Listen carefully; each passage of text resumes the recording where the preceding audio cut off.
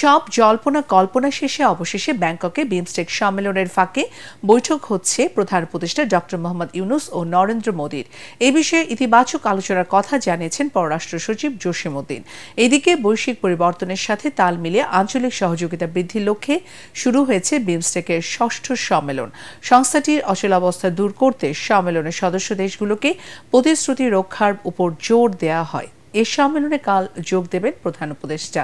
Bangkok থেকে বিস্তারিত জানাচ্ছেন একরামুল হক সায়েম।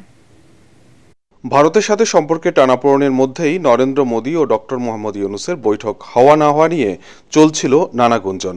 গত বছরের সেপ্টেম্বরে নিউ ইয়র্কে জাতিসংঘের সাধারণ অধিবেশনের ফাঁকে দুই শীর্ষ নেতার বৈঠকের আলোচনা থাকলেও শেষ পর্যন্ত তা হয়নি। এবার ব্যাংককে বিমস্টেক সম্মেলনের ফাঁকেও ইউনূস মোদী বৈঠক নিয়েছিল অনিশ্চয়তা। সব ধোঁয়াশা কেটে অবশেষে দুই শীর্ষ নেতার বৈঠক হতে যাচ্ছে শুক্রবার। ভিশনের ফুলঝুরি মেগা অফারে ফ্রিজ কিনলেই পাচ্ছেন 16 পিসের আকর্ষণীয় গিফট বক্স একদম ফ্রি। আমরা এই বৈঠকের জন্য ভারতীয় পক্ষকে অ্যাপ্রোচ করেছি এবং আমরা একটা ইতিবাচক উত্তর অপেক্ষায় আছি। এদিকে বুধবার সকালে শুরু হয়েছে বিমস্টেক সম্মেলন। বঙ্গোপসাগর অববাহিকায় 7টি দেশ বাংলাদেশ, নেপাল, ভুটান, শ্রীলঙ্কা, ভারত, মিয়ানমার ও থাইল্যান্ড নিয়ে এই আঞ্চলিক জোট। ষষ্ঠ সম্মেলনের শুরুতে বৈশ্বিক নানা চ্যালেঞ্জ মোকাবেলায় বিমস্টেককে কার্যকর করার গুরুত্ব তুলে ধরেন সংস্থাটির মহাসচিব।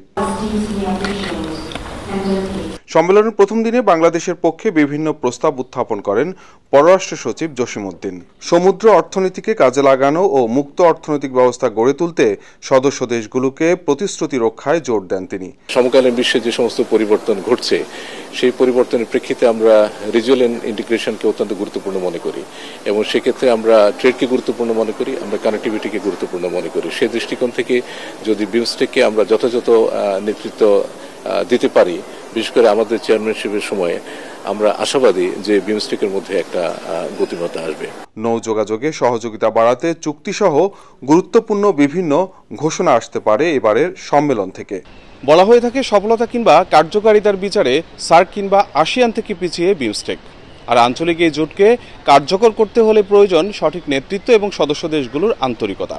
এবারের সম্মেলনে প্রধান উপদেষ্টা ডক্টর মোহাম্মদ ইউনূস এই বিমস্টেকের সভাপতি হতে যাওয়ায় এই সংস্থাটি সব মিলিয়ে কতটা গতি পায় সেটি এখন দেখার বিষয়। Ekramul Haque Sayem, ATN Bangla, Bangkok.